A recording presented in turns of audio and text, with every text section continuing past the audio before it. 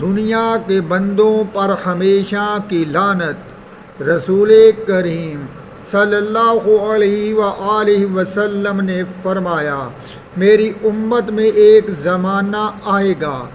اس زمانے میں ایمان کا صرف نام رہ جائے گا، اس زمانے میں اسلام ایک رسم و رواج ہو جائے گا، اس زمانے میں قرآن صرف پڑھ لینے کی ایک کتاب ہوگی، اس زمانے میں چھوٹے بدکار ہوں گے اور بڑے جھوٹ بولیں گے، اس زمانے میں لوگوں کا دین و مذہب روپیہ ہوگا، اس زمانے میں لوگوں کا قبلہ عورتیں ہوں گی، اس زمانے میں لوگوں کی ہمت صرف شکم پروری تک ہوگی، اس زمانے میں لوگوں کے کام شیطان کی مثل ہوں گے، اس زمانے میں لوگوں کا کلام صرف دنیا کے متعلق ہوگا، اور وہ لوگ سب ملعون ہیں اور ہمیشہ ان پر لعنت رہے گی۔